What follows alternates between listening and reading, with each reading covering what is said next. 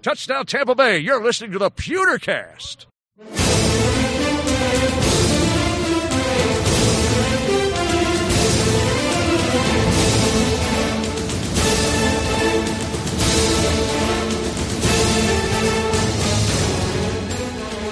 Welcome to the Pewtercast. This is our final thoughts episode for the Bucs versus 49ers game, where our beloved Buccaneers came out on top.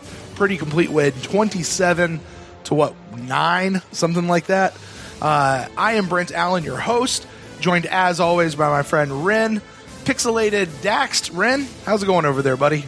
Am I pixelated? A little bit. Oh, now you're clear. You're good. You keep going in and out. Well, this is, and it might end up going in and out as audio-wise. I have been in internet hell for, about 2 weeks now, but now, the past couple days, it's been bad. I'm tethering from my phone to my laptop. Wow. So, Now you know that, not the listeners know, but you know that my internet has been pumping out like 2 and 4 the past couple of weeks, and it was supposed to be pumping out, 100, or at least up to it. Right. Let's do that for about 2 weeks, but we have a friend in the biz, and he said the place, Spectrum Cable, they're going digital, and they're going to get all worked out soon, and everything's going to be fine the day after Thanksgiving. So then Thanksgiving comes and passes, and it's not any better. So we talk to the guy again, and he goes, "Oh, you probably have one of the old modems." So we go down to Spectrum, get our new modem, come home, fire it up, zero internet. So that was Tuesday.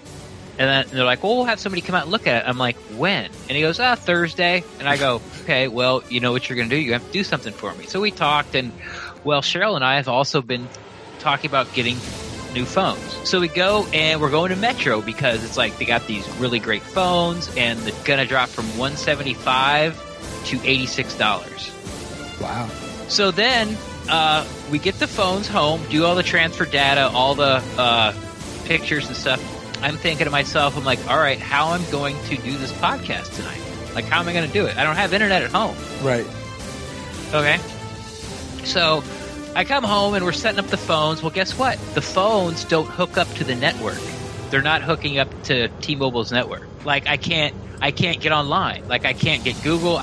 So we go back to the store, and there's something going on with every new Metro PCS customer switched over, brought their number over from a competitor. Was not being allowed on the internet. For some reason, they couldn't figure it out. So the clock's ticking, and I got to do this podcast, and I can't even call Metro to ask them because the number they give you routes you to a website, but I can't get to the website. Jeez. Because I can't get on the internet. So Ren is in the dark ages. What's that? Ren is in the dark ages. Yeah, so eventually I figure it out, and I find a way to get in contact with a person. It got fixed, and it bumped up, and it came up on the network, but that still never really fixed the problem of how am I going to do this podcast, because I'm not going to have my internet service, from the cable company until tomorrow. So I thought about going to the 24-hour Walmart and using their Wi-Fi and just slipping the old laptop here in the backpack and clapping the headphones on and just walking around like Walmart while we do the pod. But I said, before I do that, I'm going to try and use the hotspot off the phone. So that's what I'm doing. I'm tethering the network from my brand new phone that just was able to work 45 minutes ago for the very first time, and plugged it in the computer, and so here we are. Hi, everybody. And at this point, I'd like to take this opportunity to announce a couple of new sponsors to the show. The Pewtercast is now sponsored by Metro PCS and Spectrum. Yeah. Providing all of your internet and data telephone needs. Sometimes. Sometimes. So that's what, the past 2 days have been just... Like I said. It's about sometimes. It's a Greek tragedy. It's the Greek tragedy of internet accessibility. Well, I'm doing great, man. How are you? I've had a hell of a couple of days. Yeah, I know. Still trying to get over this whole thing. But I'm on the mend. I'm feeling better. Hopefully my voice holds out. But all of this, we've gone through all this, Ren, to be able to get to do this podcast. So let's get into this. Today, on today's show, we are going to be going through our final thoughts. We already had our Instant Cast show where we gave all of our initial responses. We took some phone calls. You can go back in the podcast feed. It's just one episode back. It's one of our most popular downloaded episodes of the season, Ren, which is very, very cool. But we've had some time to think about it. Maybe rewatch a game. Maybe not Ren. He hasn't had anything to watch it on. But I have. Maybe get to listen to some press conferences, think about it, and see what we think. And this is where we're going to do our final thoughts. We're also going to grade out the game. And then we've got a handful of emails to get to. So all of that is going to be coming for today's episode of The Pewtercast.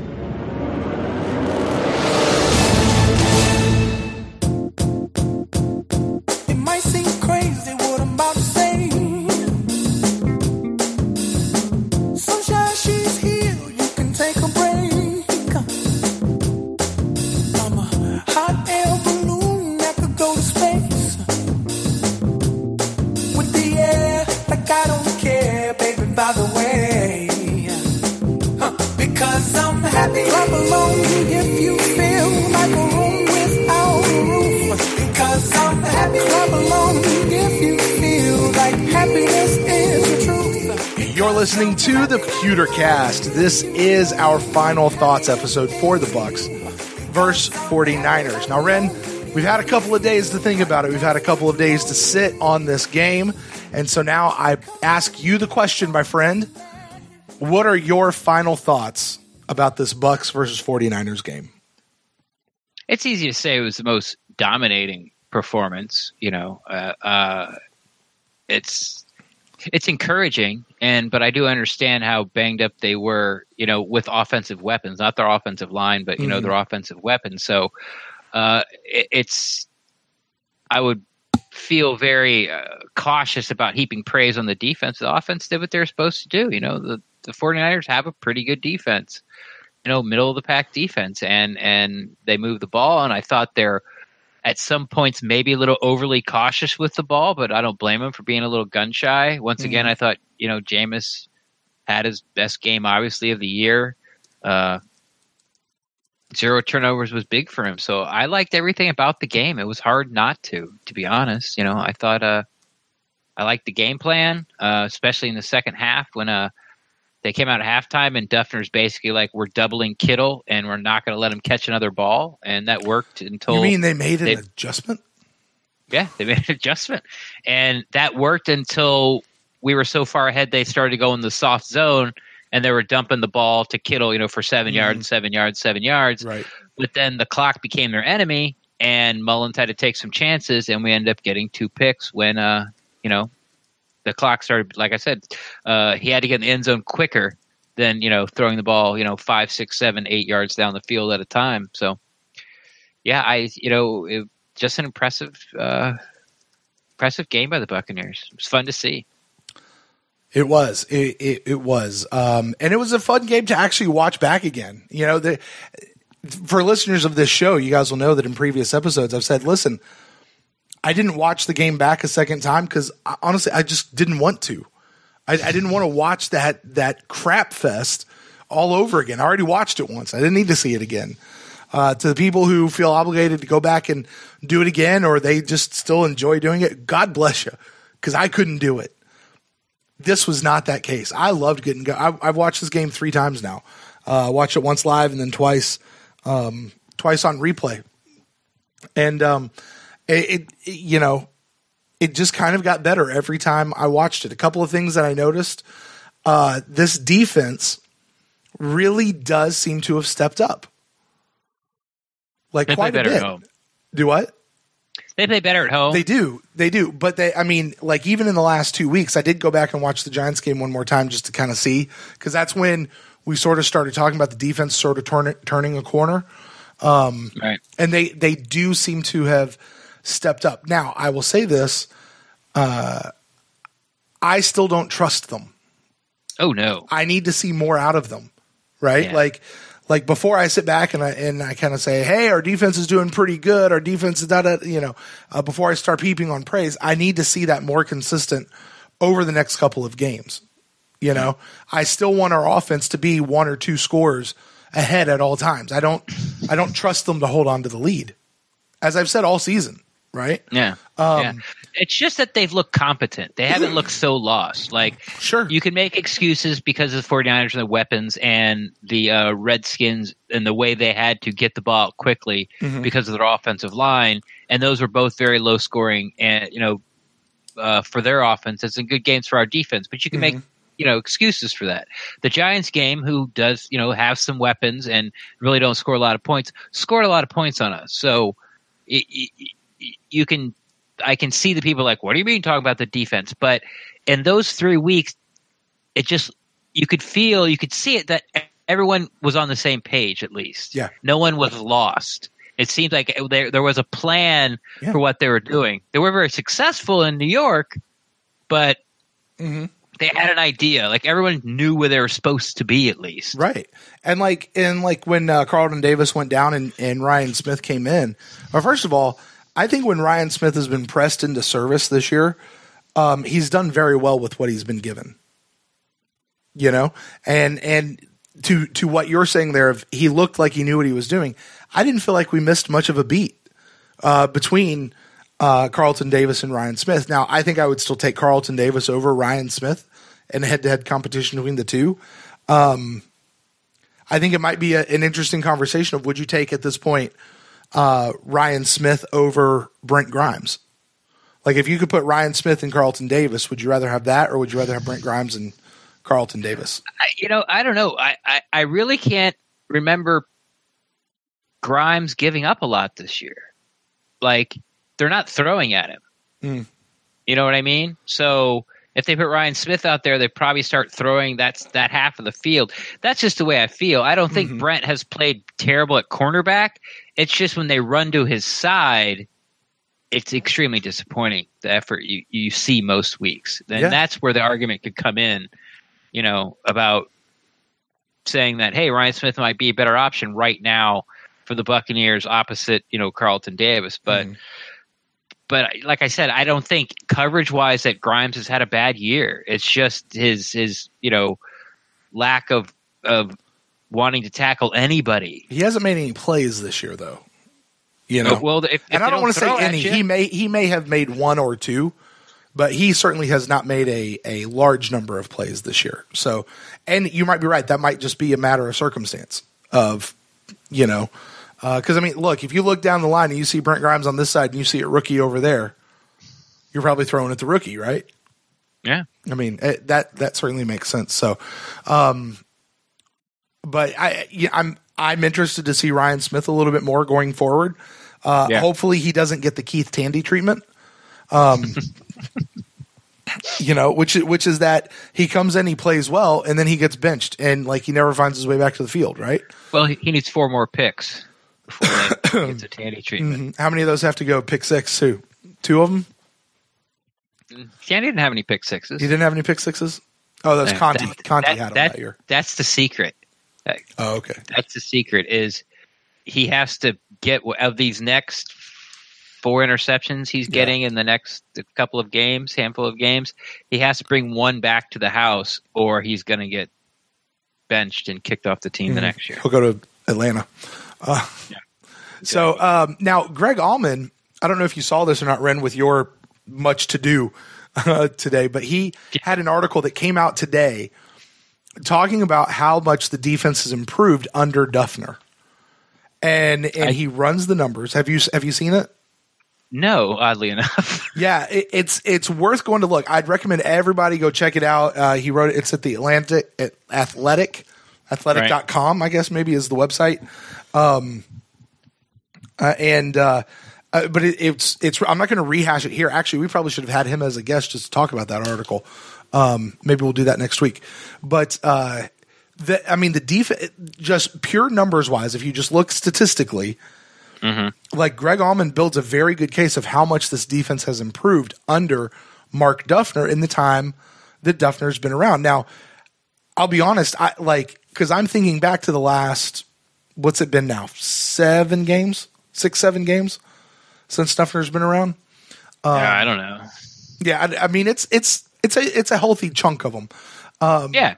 There have been so many games where I've been like, this defense is still crap. This defense isn't doing anything. The defense isn't whatever. But, if you change defensive coordinators in the middle of a season, can you give them 4, 5, 6 weeks to get some things turned around? I mean, yeah, for sure. Like I said, I didn't see the article, and if it's a total number of sort of like, this is what the Bucs are doing, have done since Duffner took over. I mean, I would like to see those numbers without the Washington or the San Francisco game. Sure. And and that's sort of the caveat for me. So I think this is a big game for the defense. At home, where they normally play well, against a division rival, and the Panthers, who can move the ball, and they got a player who, the Bucs are going to have a hard time containing him, McCaffrey, who went crazy last week, 100 yards rushing, 100 yards receiving. And the Panthers are on a 3-game losing streak, and I think they're like 1-6 at home or on the road, and 6-1 at home, something like that. So this would be a big weight. If the Buccaneers can hold the Panthers under 30, that's what I'm happy with. If they hold them under 25, I'll start, giving them a little credit. Yeah. Now, let me ask you this, kind of final thoughts. Coming off of this 49ers game and what we see, what does that do for your hope level? That's not the right. Well, here's the thing. Before this 49ers game, there's no way I'm looking at this Panthers game thinking that we're going to win that game. Yeah. I can understand. So after this 49ers game, does that change for you at all? Like, do you kind of go, we legit could have a shot to win this game? Yeah. I mean, I've sort of been saying this all year. We have a shot to win every game, but previous to last week's games, around the NFL was race to 40. Like, we're going to have to outscore you because you're going to put up somewhere between 35 and 48 points, and we're just going to have to outscore you. Right. So, and we've seen that in a lot of weeks, with the Bucs defense and the Bucs offense. But now with shutting down, albeit Washington and San Francisco, but getting those games at home, actually getting some momentum, getting the winning vibe, starting to learn that you can do this as a defense. The defensive line seems to be really surging right now. They're finally starting to gel. So, yeah, and then add in on the other side where the Panthers are on a 3-game losing streak. Their kicker's in the shitter right now. They're having kicking problems, and they don't play well on the road, and their division rival. Division games are usually close games. Sure. There's really no surprises.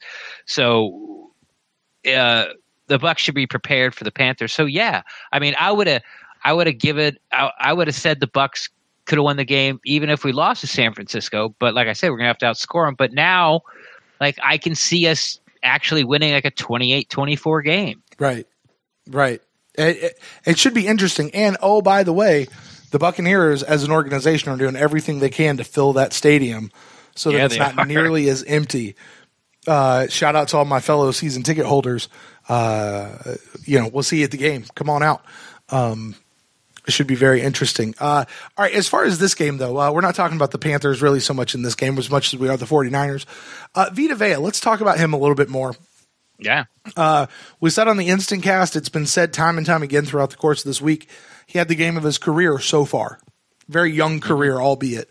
All 7 games. Yeah, it's... Right. But, he certainly had it. Now, going back and watching it, I was very interested to watch him and literally spent an entire game where when they were on defense, he was the only guy that I was looking at. Nice. So, and just kind of, I didn't dissect an all 22 film. This was more of watching the condensed version of the game. By the way, if you've got Game Pass, that condensed version is a great way to watch games. Yeah. On the backside. Really is. Yeah. When I do the DAX stats, that's what I use. So, going back and watch, Vita didn't have a great first quarter. I was kind of surprised by, and his second quarter was okay. Kind of came on like he had like a really good play there, kind of towards the end of the second quarter.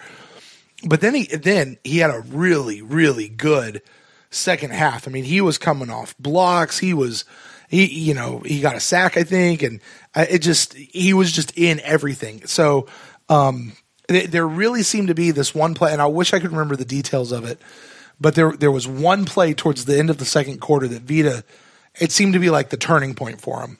Like things just sort of, you almost feel them like click into place.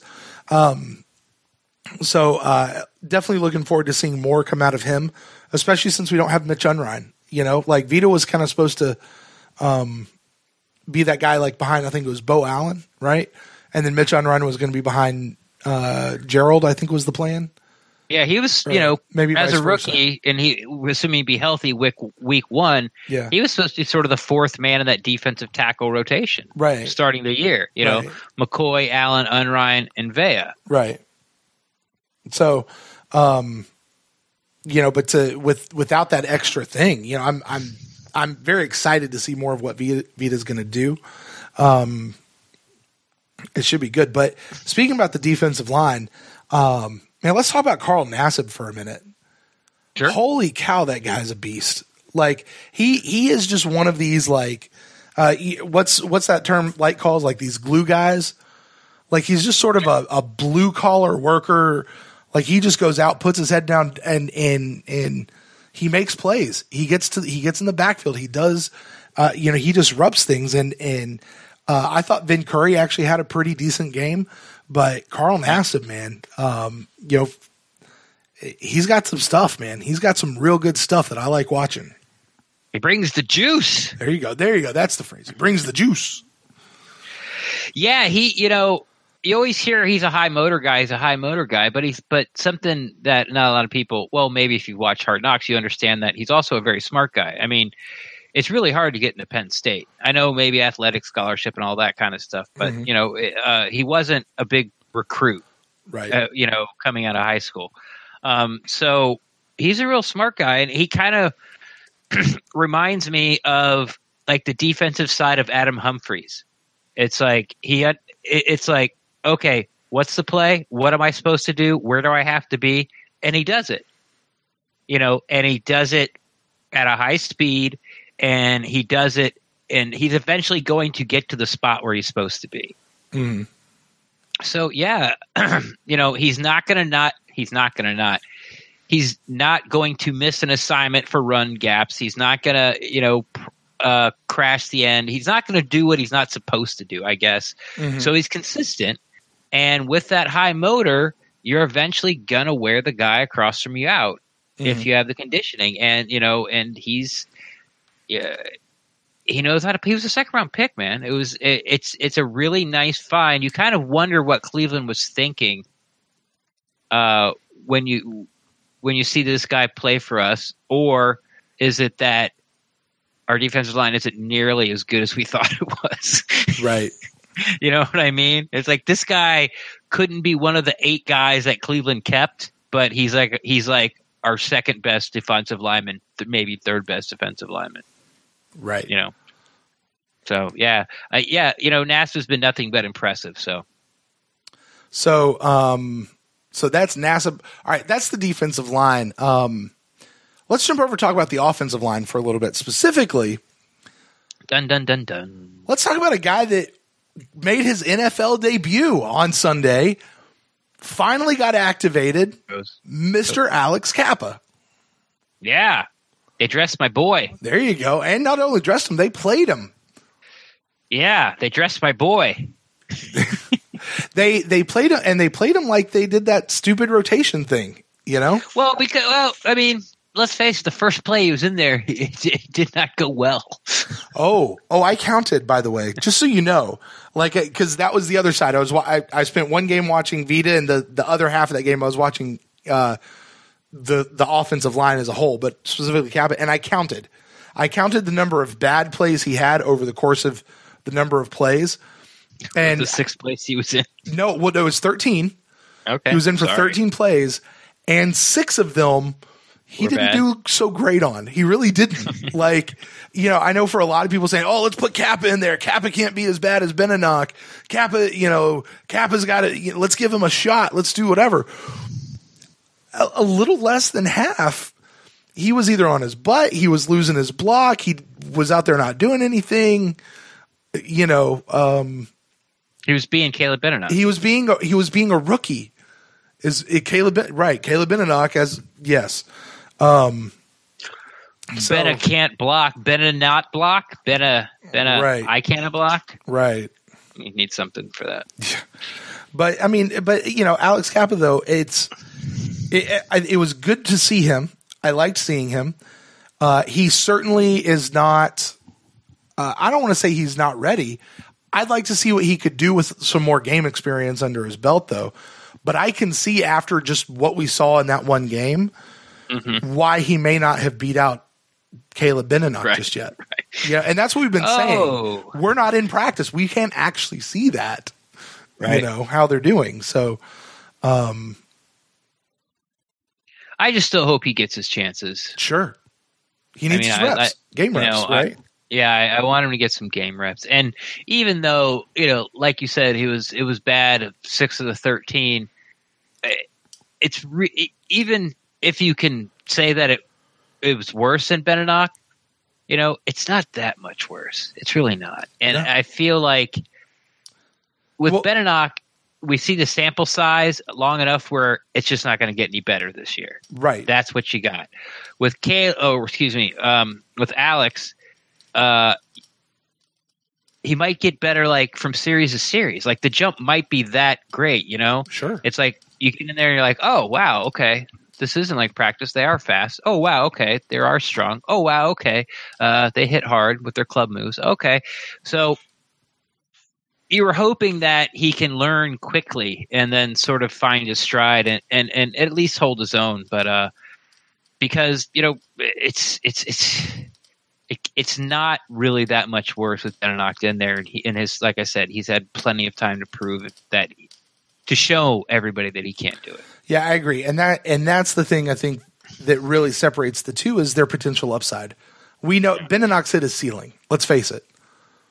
He's hit his ceiling. I mean, I like to see another off season and maybe with a new offensive line coach, but okay, fair being enough. being in your fourth year, mm-hmm. You know, being in your 4th year and you're that bad, it's not good. Right. But I'm not going to say like, oh, this is the best he's ever going to be. It may not get much better. I'll say that. Yeah.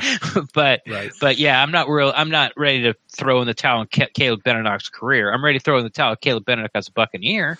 Here's the thing. I'd be okay with Caleb Benenoch as a backup. You know, like he come in and I don't know, maybe we could probably find better backups too. So, we'll see if he's cheap, you know. But anyway, all right. So that's Alex Kappa. The only other guy that I want to talk about really is Jameis Winston.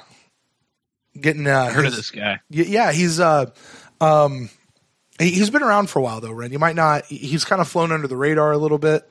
He doesn't make a whole lot of noise. Kind of like the Ron to Harry. Yeah, exactly. Because of Fitzpatrick, and Fitzmagic obviously was, you know, the Harry Potter, and Jameis was the Ron Weasley. I got it. Standing in Harry's shadow. Okay. Not going to help on that one. All right, that's cool. But Jameis, how'd you feel about Jameis? Kind of taking back and looking at him. You know, obviously he's back in. This is his team now. You know, we really don't anticipate them going back. I was a little disappointed. I was disappointed, but it wasn't unexpected that Ryan Griffin was the one who was inactive as opposed to Ryan Fitzpatrick. I think we had both said at this point, just deactivate Fitzpatrick, you know, have Griffin there as your backup, and you can't go back to him anymore. Yeah, I hope that, we're still in the playoff hunt. That's sort of the problem. Mm-hmm. You know, and you might be sending a signal we're giving up on the season by catering to Jameis, you know, treating with kid gloves again and just giving him everything he wants. So I still understand why Ryan's active, or Fitzpatrick, Ryan, that doesn't help, why Fitzpatrick is active, because we win, you know, the Carolinas is second place in the South. We win Sunday, We're one game behind them. It's Right. and we still got the Saints, and we still got Saints coming in, and the Falcons coming in, and we got an NFC game against the Cowboys. So it's stranger things have happened, but the next, I don't think they're going to do it. The next one probably eliminates them, and not mathematically, but pretty close to it. Mm-hmm. And that's when I would like to see something like Fitzpatrick being benched and being inactive. You have to make sure the season's over. And I kind of feel that maybe the Bucs, staff and coaches felt they missed an opportunity last year with Ryan Griffin by not putting him at the end, where they decided that reps for Jameis was more important than seeing what they had in Ryan Griffin. And I'm not really sure that if the Bucs do get eliminated from the playoffs, I think that they'll want to at least, I hope so, but I think they're thinking they'll be more open at least to seeing him get out there and see what he can do. Well, I mean, because Ryan Griffin, I mean, are we not at a spot where you kind of just got to shit or get off the pot with this kid? Like he's 28. Right. And he's been around for 4 years in the system. This is fourth with us. Yeah. So 4 years as a third string backup, and he's only dressed a handful of games. Right. Is he going to be your actual backup for the team? And I have no problem with him being a backup on the team. I don't either. I'd be perfectly fine to have him there. But is he going to be the guy or not? And we can only perennially have him for so long. Or otherwise, we just need to let him go. If he's not the guy to be a backup, then there's no reason for us to really have him around the team for that much longer. So, the only fly in the ointment is he's a free agent next year. He is unrestricted free agent. Yeah. And I mean, that's why if anyone's wondering why we've been able to maintain for so long, that's why, because we've had him as an undrafted free agent. We've had him as an exclusive rights free agent, a restricted free agent. But this year he goes unrestricted. So, selfish bastard. I know. But where's he? I mean, who's going to give him a bunch of money to like? He doesn't have a lot of tape out there. And that might go into the thinking as, hey, let's give Griffin a try. Let's not. Right. I don't want. What if he goes off and goes, 24 for 28 with, does a Mullins, like Mullins' first game as a Niner. Right. Like everyone's like, oh, look at this guy. He broke all Brett Favre's records, but of course now he doesn't have any weapons, so I guess that's not fair either. But it was all the crazy talk after his first, because it was like a Sunday night game or a Monday night game, and right. So, but I guess the original question was what I think of Jameis, right? Yeah. Jameis's performance in this game and all that kind of fun stuff. Yeah. Early with all the checkdowns and stuff, I'm thinking that Cutter's calling the game. No one asked, but I guess the scuttlebutt is that Monken actually did call the game, but that's neither here nor there. It was probably the safest game I've ever seen Jameis Winston play, and at times it worried me.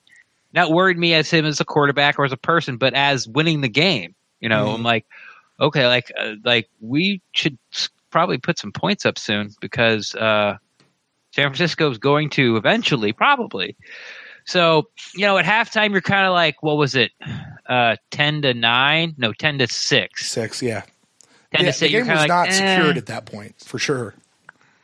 Yeah, you're like, oh my God, like 10 points. Like, we should put up more, but I felt the offense took a little bit to get started. I blame Sean Jackson. No, not really. A little bit. Those first couple of series, and then they started moving the ball, and basically with that getting that field goal late, they just ran out of time. Like I really think they could have put the ball in the end zone right before the half ran out, but because they had the downs to do it. There was something like at the 18 yard line or something. And it's 2nd and 10 or 8 or something, and they had no timeouts left. So they took a shot in the end zone, didn't make it. 3rd down, didn't want a chance like a fumble, like a fumbled snap or a bad snap or a sack, and they have no timeouts. The clock runs out and they can't kick a field goal. With 8 seconds left. They had to kick a field goal on 3rd down. So that's just the way it worked out. But at the end of the game, you saw the final score and you see Jameis's stats, and you're like, okay, yeah, all right, I'll take it. Evans over 100 yards. Yeah. Touchdown for Brate. Who got the other one? Hump? Yeah. No. Was it? Yeah. Was it Hump? Yeah. The other one to Hump, and then Peyton Barber ran one in, played some solid defense, kicked a couple of field goals. Like,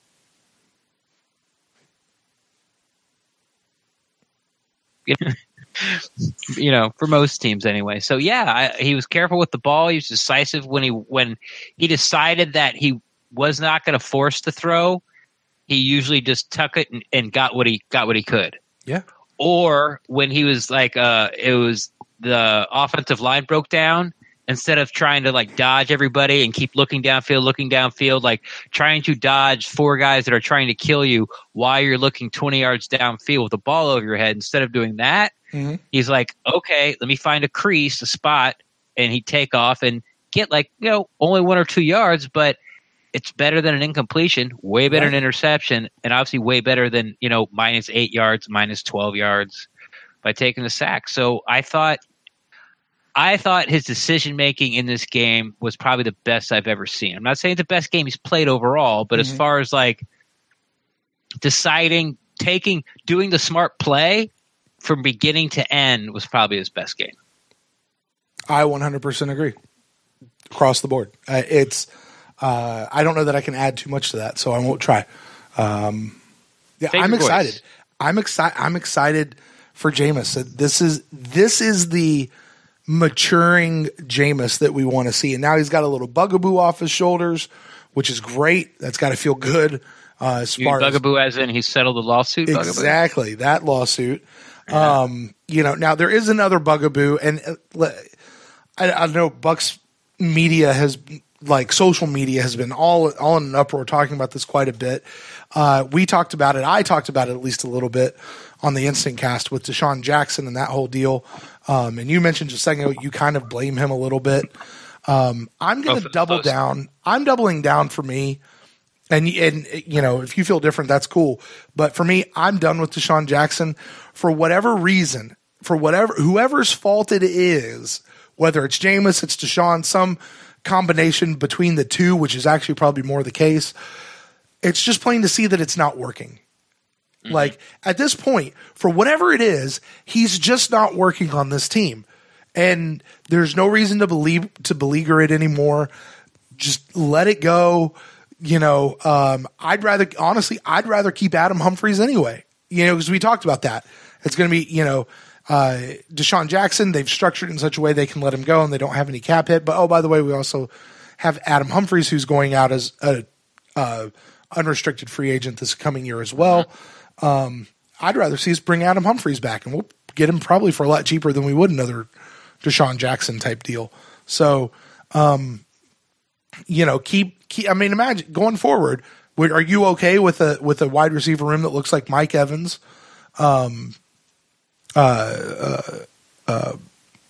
Chris Godwin, Adam Humphries, Justin Watson, and then whoever they draft next year, or maybe Bobo Wilson or something like that? Did you include Deshaun Jackson in there? No. Yeah, because let him go. Forward, but we have the guys, the other 4 that we have right now. Yeah, going forward, as in like next year, next training camp and OTAs, no, not at all. But as far as this year, I still want him on the team. You do? You still want Deshaun on the team this year? Yeah, I do. I think he's a good player and he can make a difference. Look, this isn't Mean Girls, okay? These are grown men who have like their feelings hopefully in check. It's if they got a problem about it, okay, they don't have to like each other. John Jackson, just be where you're supposed to be and be open. Jameis Winston, just get him the ball. That's it. They don't have to talk. They don't have to, and just for these last 5 games, just suck it up. Don't go on social media and talk about how the other one's and this and that and that. I told you, I'm just ignoring Deshaun Jackson. Right. If he's there, great. If he's not, great. I don't care. Yeah. I just don't care. I know, it's like you said, it's a failed experiment. Yeah. It's worked a little bit. It's worked a little more with Fitzpatrick. I could care less about the guy right now as a Buccaneer. As a person, I didn't really care about him much to begin with anyway. Yeah. I don't think he's a bad guy, bad dad, any of that stuff. Just as far as me, in my life, like Deshaun Jackson has absolutely no relevance whatsoever. And now, as a Buccaneers fan, he has no relevance whatsoever. And that's why. And like, I get what you're saying when you say he's still a good player and he can still make a difference. Yes, he can. That is a possibility for that to happen, but it's not a likelihood. And right now, and I'm not even talking about the social media stuff. I'm not talking about the comments or the locker room stuff. I find on the field, Deshaun Jackson more of a liability than not having Deshaun Jackson on the field. Well, at the very least, you could put him like in the slot or put him, at least at the hashes or numbers on the short side of the field, and just have him run 9 routes and take a corner and safety and just use him for that. That's it. But will Cutter and Monken use him for that though? Oh, every time he runs when he doesn't get the ball, it's what they're doing. They turn around to do that. Okay. Well, they're not doing it on purpose. But I'm saying, the route is you run the 9. If he's open, hit him. But instead of if he's open, hit him, you run the 9. Hey, Jameis, whatever you do, don't throw it to Deshaun Jackson. What we're really what the number one thing here is hitting Mike on the cross in the hole that he created, or Hump, or Godwin, or Watson. Well, yeah, okay. Then I mean, I don't know. You got him. He's a weapon. Find a way to use him. He doesn't like it. I don't care. Next year he's gone, and Jameis will still be here. Yes, as I do. I 100% with every fiber of my being believe Jameis Winston will be here as our quarterback in Tampa next year. As of now, right now, that's what yeah. He can play his way out of Tampa these next 5 games, but they got to be really bad. Yeah, it's a lot of football left, to be sure. All right, Ren. Well, with that, did you have anything else, or you want to go ahead and get to grades? No, man, let's get to grades. All right, so I'll put it to you, man. How do you grade out this game? Offense, defense, special teams, and team as a whole. I'm giving offense an A- just because the running game sort of disappeared after the first quarter. Mm-hmm. But like I said, no turnovers. Jameis was very decisive, the smartest he's ever played that I can remember. Then I'll say that he's played as a Buccaneer. Receivers caught most everything. He was, what was Jameis, 25 of 36 or something? Mm-hmm. No, 27 of 36 on his 9 passes. 5 of them were to Deshaun Jackson. So, 2 touchdowns. Barber got a touchdown. The offense played. They played a very super solid game, and they got the ball in the end zone when they had time on the clock, when they got into the red zone. Mm-hmm. So everything you've asked the offense to do as a Buccaneers fan, they did it this game. Like I said, just the running game wasn't exactly there after the first quarter, so that's why they get the A-. The defense, I'm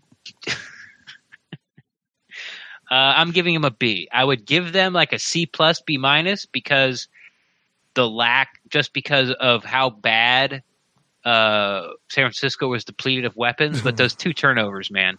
They didn't win the game, but you know what they did? They prevented the game from being close. It prevented the offense from having to start to throw the ball late in the fourth quarter. The last time the Bucs had the ball, they weren't even trying to score. I think they ran the ball twice. Peyton Barber threw it on first down, got a first down, and then ran it 3 more times with him. They were not. We're just here to. It's 6 minutes left. We're going to try to not get you the ball back, or give San Francisco the ball back. We're just going to run the clock. So, and plus they only scored 9 points. It's even though it was, like I said, no weapons, they still did their job. Got those 2 turnovers, which I don't. Like I said, I want to say preserve the win, but it went. It was sort of the nail in the coffin for the Niners. Mm-hmm. And then special teams, I thought Anger. First half was really good. I thought he tailed off a little bit, but not enough to really take him away. He flipped that field, that first punt. Yeah. He from his 20, inside his other 20. I mean, he boomed that. And I was like, whoa. I'm like, here we go. There's Brian Anger again. I remember you. And And Catanzaro, man, like it doesn't even look like he's sweating. Cairo like, Santos. You know, not Catanzaro. Santos. Oh, sorry, Santos. Sorry. Yeah. Wow. Jeez. Yeah. Wow. That's terrible. Should just turn off the podcast. Calm down, now. people that are yelling at Ren. I got you. Yeah. Yeah. So Santos, there's just something about him, man.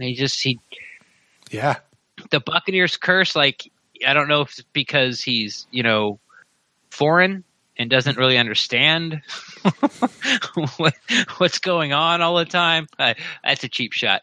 But, yeah, it's just nice, smooth, boom, down the middle, no problem. Here we go. Jogs on the field, makes it. Jogs off the field, make it. It's like he's been doing it 10 years for us, Yeah. You're just, boop. It's like, wow, okay, cool. So, yeah, I'm giving the special teams an A because they deserve it. And they've gotten every letter grade I can think of up till now from me, from incomplete to F to 0 to, F for fired. I don't know. I've done a lot of things for the special teams. So overall, what's that? 2 A's and a B minus, or 2 A's and a B. So yeah, I'm giving the team an A. There you go.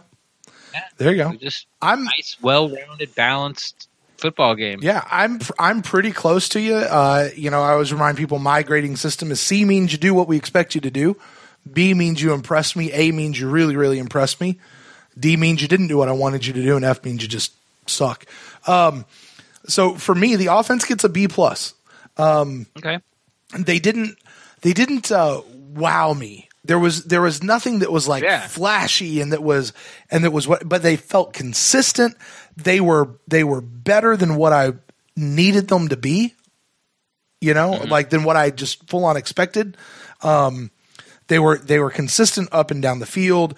They had a couple of little knockbacks. Offensive line was still a little shaky. Even our good guys. You did mention the running game going away. Although Peyton Barber had a 100+ yard game. So no, he didn't. Was that last game? That was last game. Was that last game? Okay, never mind. Forget what I just said there. But because I was trying to because you're right. I was like, yeah, the running game disappeared, but how did he get all those yards? But whatever. So that's how he didn't. Yes, the running game did disappear. I would have liked to have seen them stay more with that. But Jameis played, he just played consistent and yeah, so a B plus, I really liked it. Defense for me gets an A minus.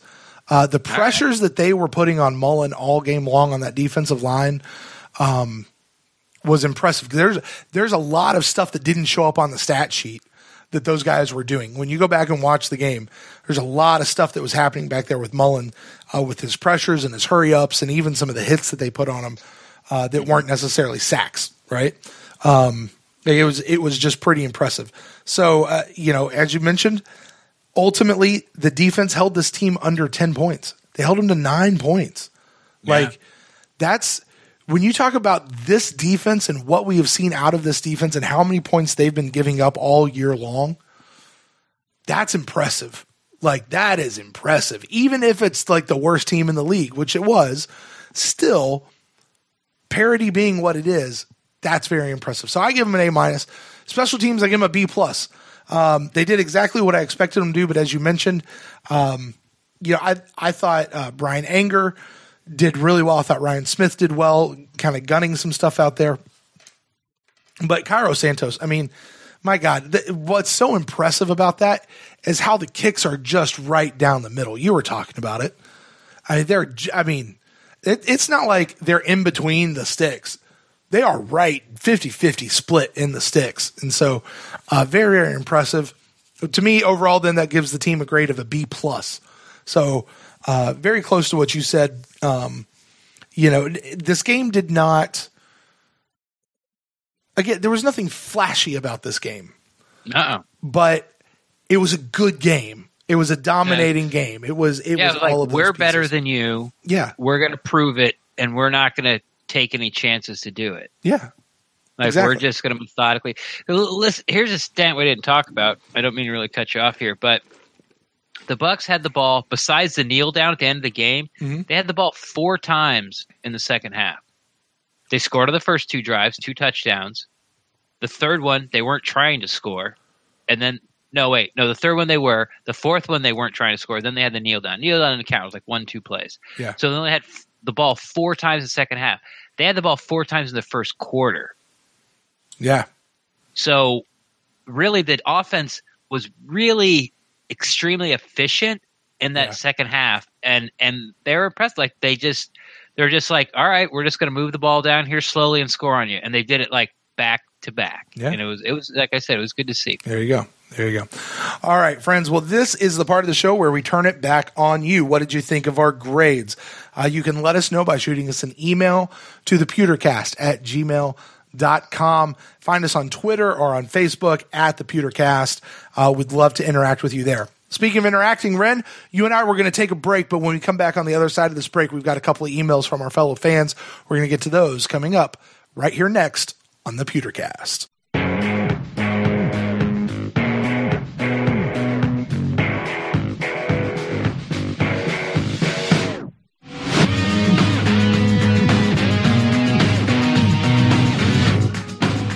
Welcome back to the Pewtercast. It is time for our fan interaction segment. Ren, you and I have now gotten to give our complete thoughts on the game this past week and all those things having to do with the Bucs. And now it's time that we turn to our fellow fans out there. We've got a handful of emails that have come in.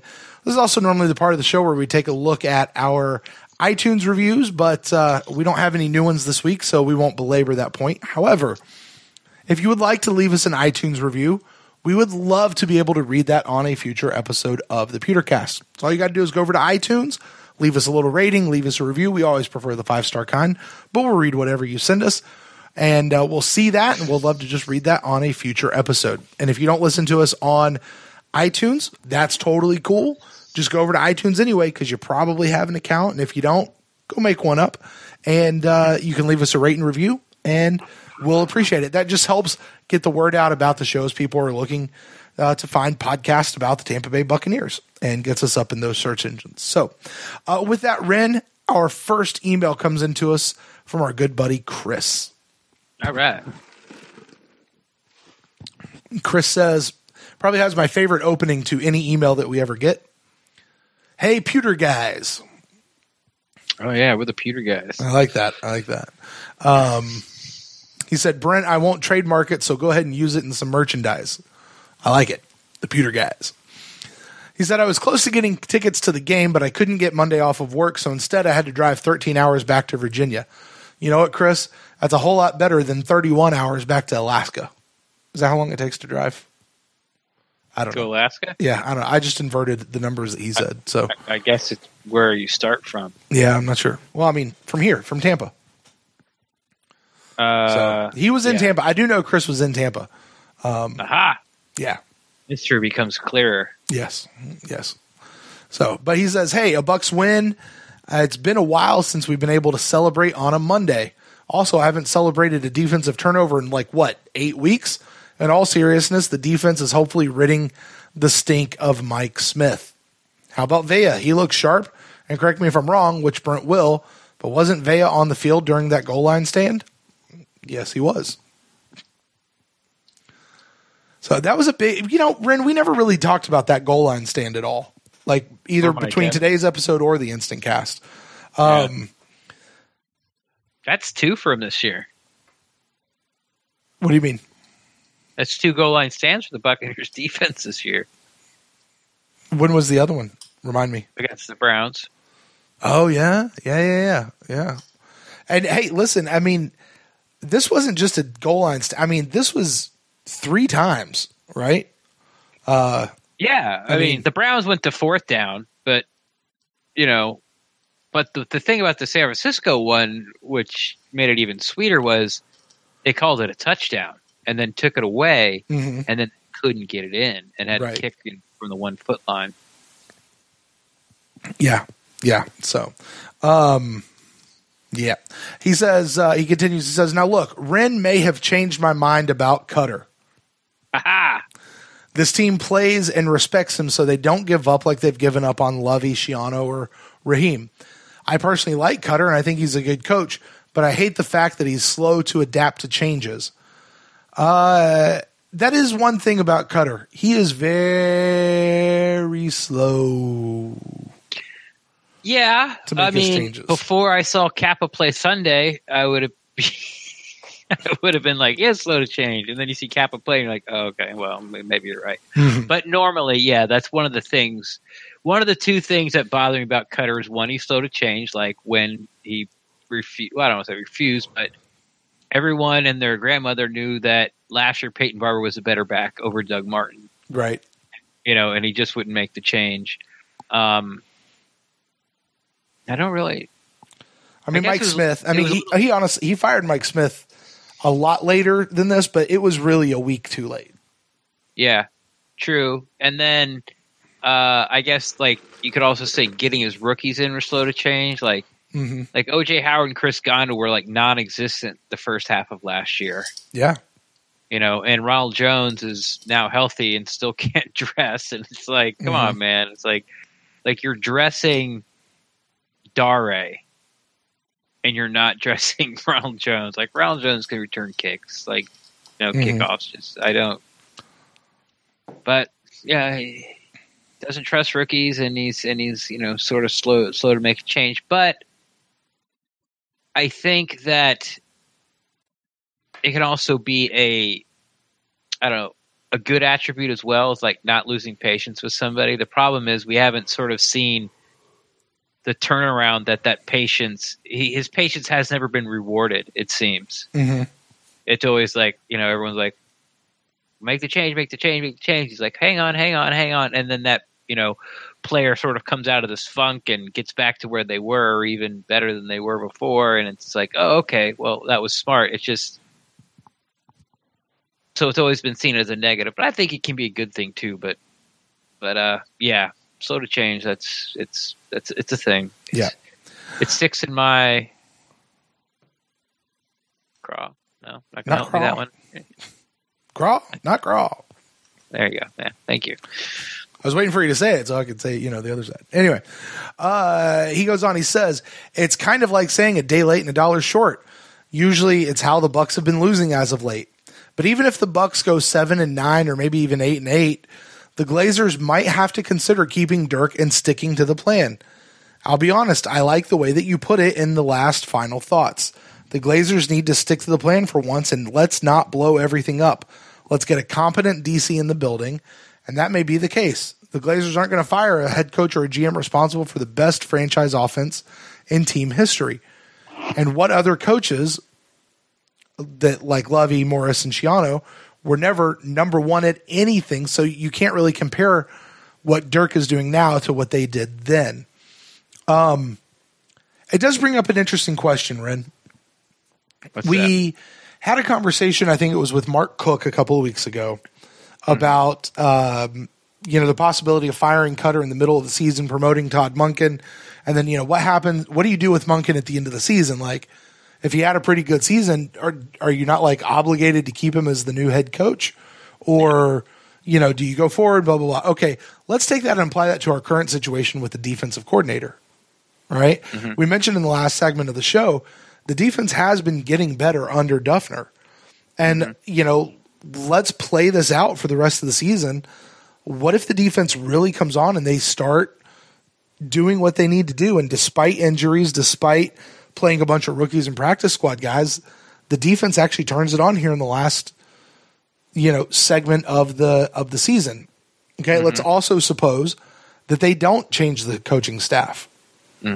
Is Cutter now obligated to keep Duffner as the defensive coordinator, or do we still go into a real interviewing search for the next defensive coordinator for the next year? Well, I know that it's Dirk Cutter's. At least everyone believes that Dirk Cutter is allowed to pick his coaches. Okay, I've gone on record that Dirk Cutter's not allowed to pick the defensive coordinator. Not anymore. Because no, right? Yeah, exactly. When you stand up at the podium, once again, if you stand up at the podium and say you don't want me in defensive meetings, I never veto anything the defensive coordinator does. Like, it's not a good idea for me to make a defensive game plan, then you don't get to pick the coordinator. I'm sorry. Like, you don't. Now, if Duffner has this, turnaround, I think the easy answer would be yes, given Dirk's loyalty to his guys. The easy answer would be yes, but then we just think about what happened in 2015 when we thought we had it all figured out, or 16 when we had it all figured out. The last, half of Cutter's first season, we went 9-7, and the defense basically carried us that 5-game win streak. And we're like, okay, we had to sign Mike Smith to this big deal.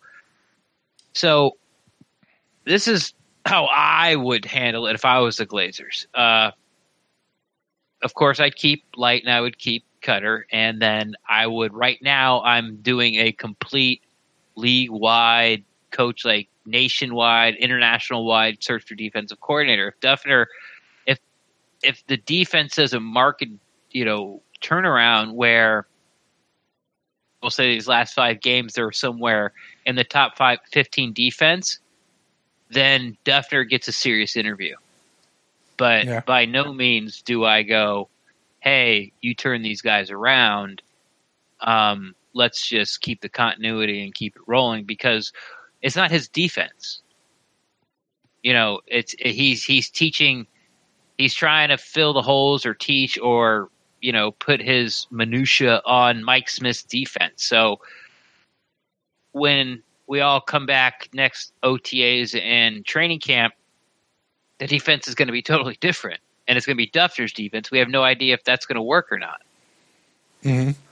So I think if the defense does turn around, then you know that that's coaching.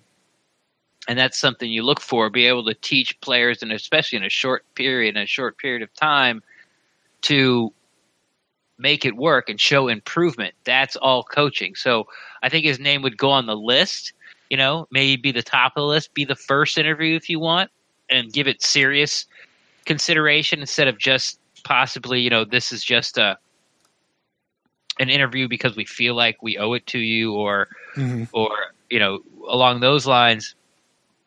But by no means do I, as a fan, want to hand Duffner the DC job, no matter how well the defense does these last 5 games. Fair enough.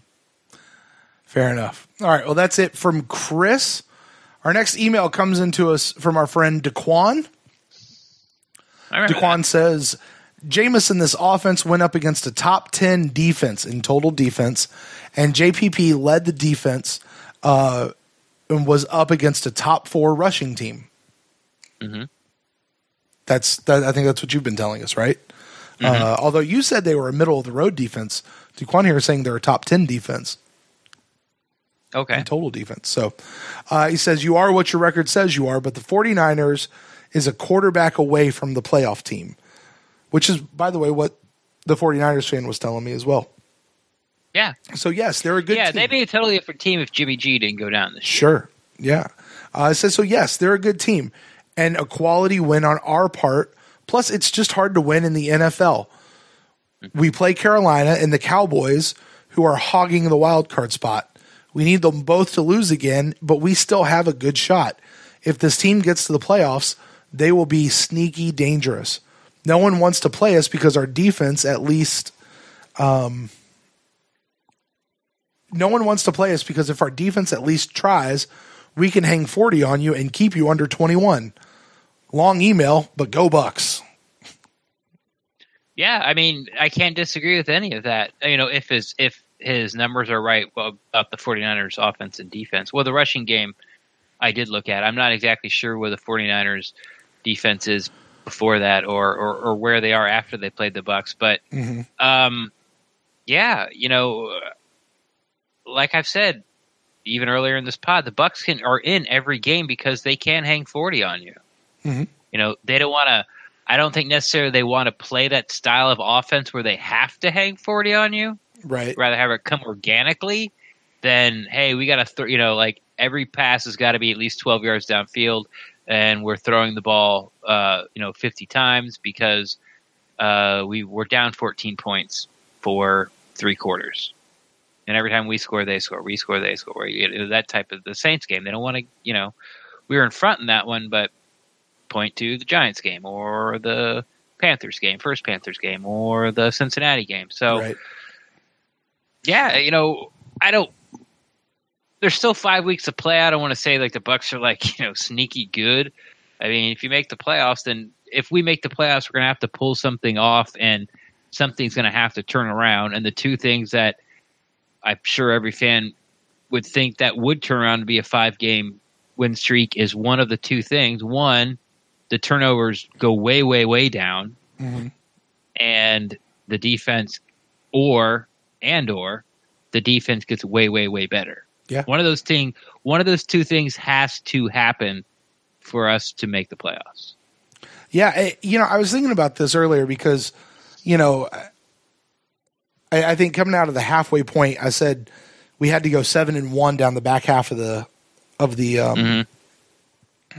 deal in order to make it, and we were already not doing 7-1. But we talk about the difference between mathematically and practically and stuff like that. I think practically there's still a pretty okay shot. I think it's long. I think it's a long shot at this point. But I mean, if the Buccaneers are going to get on a hot streak right now, or in the season, now's the time to do it. It's got to be right now. It's got to be right now. They can't have any more losses. No, absolutely not. So, this 49ers spot was a good jumping off point for the rest of the season. I think, you said it earlier today, and I'll say it again. I think we can beat Carolina. I really do. I don't think this is a slam dunk type of deal for them. I think that we can beat everybody else that's on our schedule. The Saints will be a hard one. That'll be a hard one. The past 2 games Drew Brees has played in Raymond James, he hasn't put up a lot of points. Now it's a totally different team. But the Saints are a different team away from the Superdome than they are in it. Yeah.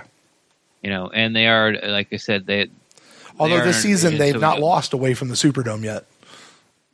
I know, but so yeah, they put up their whatever. Anyway, you're right. Yeah, but they're a very good team. That's the only game that I fear on the schedule. Yeah, I'm like Panthers. Okay, I'm like, okay, this would be a tough game. Dallas, I think we can beat Dallas. Like I think Dallas is terribly overrated. We're gonna have to shut down Ezekiel Elliott and make Dak Prescott beat us. I don't think their defense is good enough to impose their will and stop us.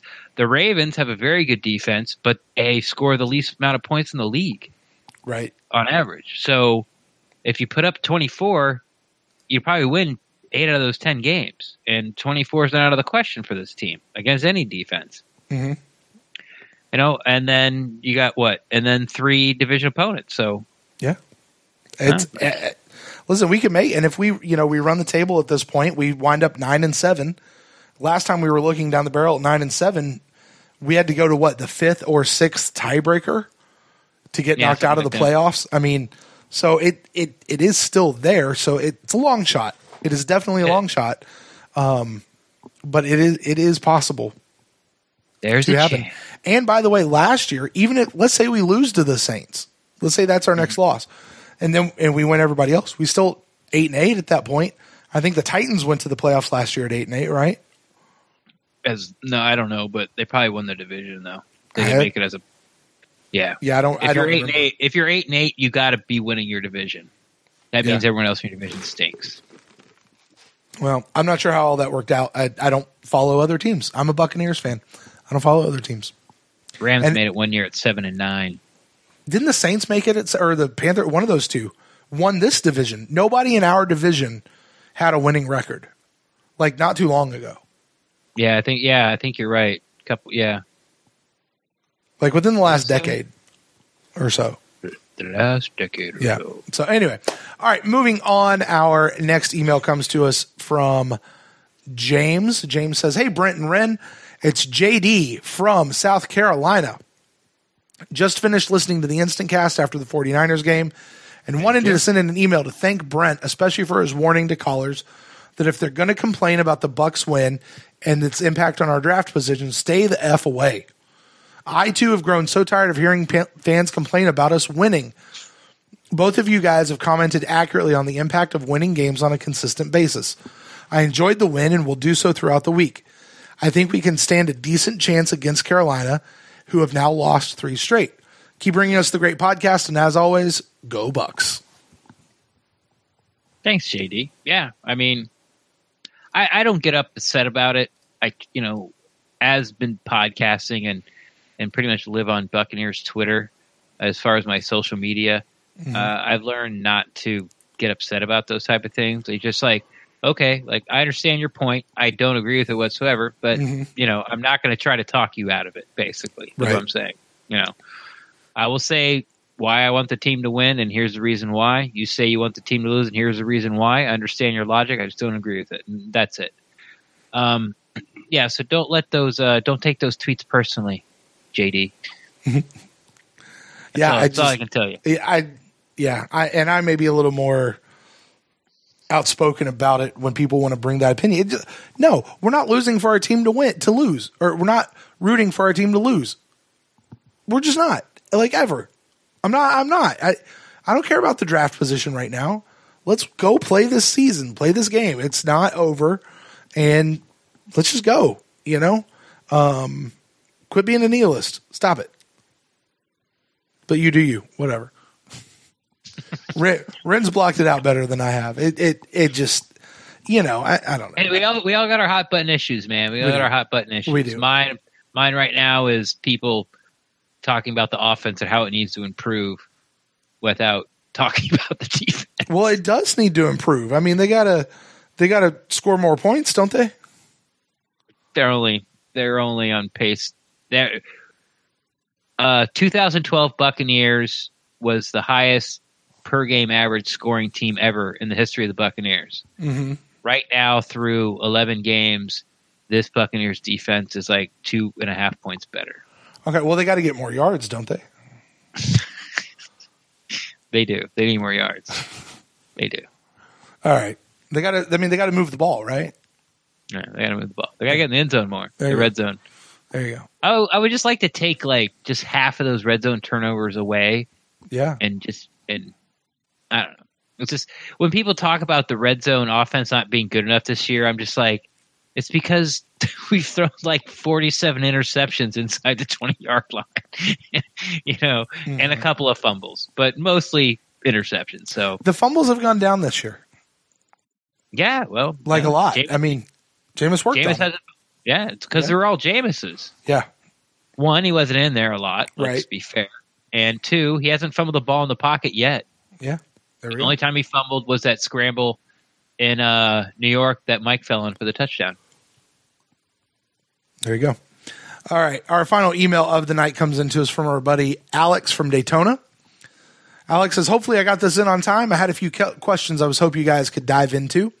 Number one, do you think Bruce Arians is claiming that he will only look at Cleveland because he doesn't want to screw over another coach?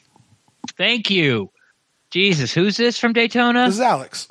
Alex, email almost every week. Sorry, yeah. I'm terrible with names. It's just I don't know. Sorry, I'm staring at it. You're not. So yeah. Yes, I've been wanting. I haven't really cared about it enough on social media to comment on it. But yes, it's kind of a code, and you don't go sneaky on someone else. What's he supposed to do? Oh I'd play for the Browns. You know what else I want to do? I would consider coaching the Bucs, the Bills, and the Jets. And now you're just stabbing those coaches in the back. Right. And the only reason he's coming out and saying that the only thing I would consider is the Browns publicly, his agent might be putting feelers privately, but publicly is because it's the only job open. Right. And I don't understand why no one's saying that. Everyone's like, oh, he's doubling down on it. He's only going to the Browns. It's it's the only job open. You don't openly campaign against another head coach's job. Right. So thank you, Alex from Daytona. Yes, my answer is yes. Ditto. Everything you say. See, here's the thing. I don't know that it's so much about not wanting to screw over another coach as much as just it's the only job available. It's just bad form. Yeah. It just to say it publicly. Yeah. I mean, I'm not going to go be a co-head coach, and as far as I know, everyone else has one. So here we are. All right. All right. His second question. Actually, it's his last question, too. He says, Jameis Winston's interviews after the game have made him seem very downtrodden, that it almost makes me think he has one foot out the door. Do you guys think Winston is ready to move on and doesn't want to be in Tampa anymore? He looks like he lost the game and someone kicked his puppy. We like kicking dogs in this podcast, don't we? We do. You started it. Shooting dogs, kicking dogs. Absolutely not. I think that Jameis Winston, it's one of two things. One, he's realized that the rah-rah stuff and smiling and being happy all the time, he doesn't want to do that anymore, or it's perceived in a negative light. Mm-hmm. So either this is just like how he wants to move forward, or he's doing it on purpose because he thinks that's his attitude changed because he thinks it's the best way to do, or he's just doing it naturally. It's either the suspension and then getting benched and then not getting put in after the Washington game. It's either that, or he realizes that all that rah-rah crap and eating W's and having that doing that constantly, that doesn't win you football games. You don't win you football games, Jameis Winston, not turning the ball over. Like with him, everything else he's got, he can do everything else, make all the throws, read the defenses. Like he can do it all. You got to quit turning the ball over. And I just think you're misreading that about how like he's mad at the Bucs or he's got a foot out the door, or I just think you're misreading that. Or I could be misreading it. But my answer is no. I just think that like I said, he understands that nothing else matters but winning. And if you want to win, quit turning the ball over, and that's all he really cares about right now. Yeah, I probably haven't done a great job of this here lately on this show. But, just kind of one of my own little personal life things that I try not to do is I try not to assign motives to people for their actions. Like I just, what if you tell me this is why you're doing something, fine. I'm just, I'm gonna believe it. Yeah, it's I don't know what's going on in your head, and I don't know what's happening there because stuff like this. And I'm not saying that Alex is doing. Actually, yes, I am saying Alex is doing this. But a lot of people would be is you look at it and you make a guess as to why, and you kind of like you see that well maybe he doesn't want to be here, and then all of a sudden that colors everything else that he does. Right. Look, that's why he doesn't want to be in. And that's the rabbit hole that you can go down. So, I try not to do that generally in life. Leave that to girlfriends and wives. They'll tell you why you're doing something. There you go. Honey, why am I doing this? Oh, thank you. All right. I wasn't sure. You're doing that because of this. No, I'm not. Well, I think you think this. Well, you're wrong. Right. And I mean, like we see it happen all the time. Like with, I mean, it happens with Coach Cutter all the time. Oh, well, why are you doing this? Why are you doing that? And Cutter's like, look, guys, it's really as simple as this. And they'll say X, Y, Z. Now, people can choose to believe him or not believe him, and sometimes we do, sometimes we don't. But, I mean, like I say, just in general, I just think you're reading too much into it, Alex. I think he's fine. I think he's good to be here. If I had to guess, so here I am going to assign him motives. I would assume that answering questions from the media at a podium, especially, is probably not his most favorite thing ever. Like he knows at this point everything he says, every word he says, how he says it, every syllable is going to be picked apart, and he's going to be judged for it, and he's going to be criticized for it, and so he has to be so careful with how he says it, and he's got PR standing over his shoulder, making sure he says things in just the right way, right? So, I could see him actually probably. It's more of just not liking to do the media interviews.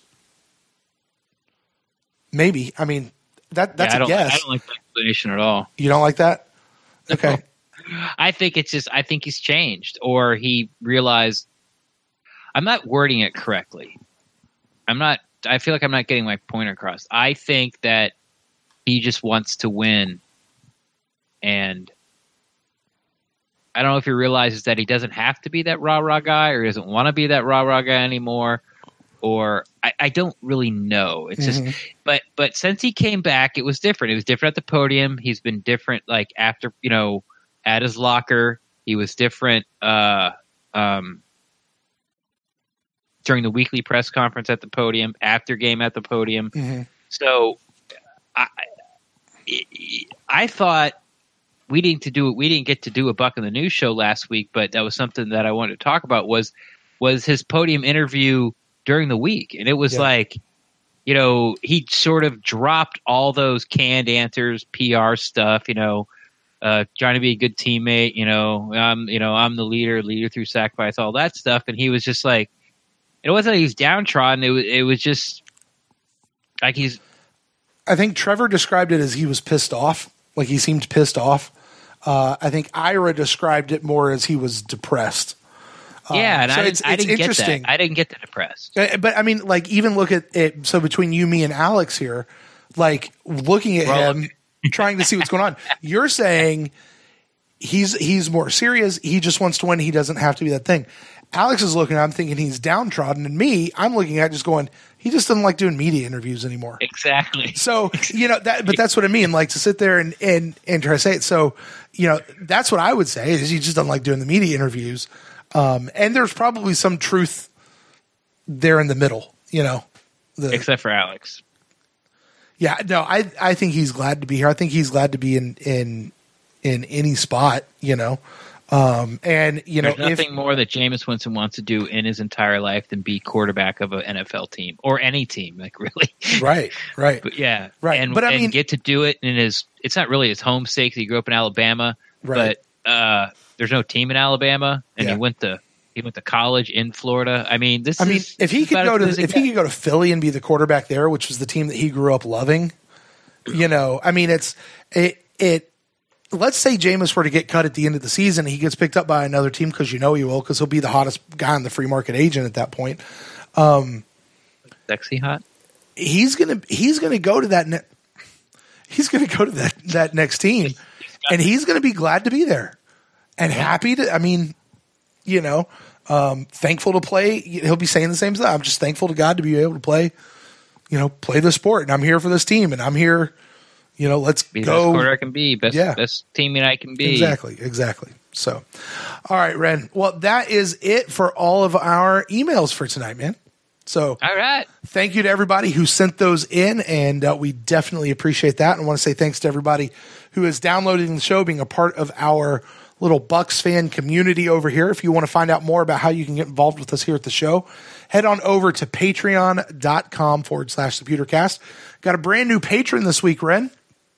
Oh, that's right. Yeah. And our new patron is Brett. So, Brett, thank you so much for joining us over at Patreon. We definitely appreciate you joining us there. So you guys go find out more about that. Being a patron does have its privileges. There's little things. We've got hangouts that happen. We've actually got one of those coming up here again for the people who are at that level. There's a way you can get a gear pack, which we got new T-shirts getting ready to come out, Ren. Actually just got a message they're ready. I got to go pick them up. So,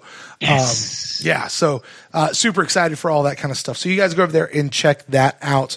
If you guys want to get in touch with the show, you can find us at the Pewtercast on Twitter, Facebook.com, all those places, and send us an email to thepewtercast@gmail.com. Ren, as we close out the show, why don't you tell the folks out there where they can find you on the internet? Best place to find me is on Twitter at Rendax, REN_DAXT. I'm always down to talk Buccaneers football. I don't like that either. I just got to stick it. I'm always down to talk Buccaneers football. And if you don't feel like tweeting at me, you can always slide in my DMs and ask questions that way too, and I'll talk with you back and forth there as well. And if you'd like to get a hold of me, you can find me at Brent Allen Live across all the social medias. And once again, the show is at the Pewtercast on Twitter and Facebook, and then so just an email to thepewtercast@gmail.com. Well, guys, we'll be back with you guys coming up later this week, Ren. Later this week, we'll have our Buck in the News show. We'll go over all the injury reports. We'll take a look at all the headlines that have come out of One Buck this week as we take a turn towards this Panthers game. And if you're going to be at the game, hit me up. Let me know. Shoot me a DM. Would love to be able to maybe connect with you while we're there at the game. And until then, Ren, we'll close the show out as always. Go Bucs.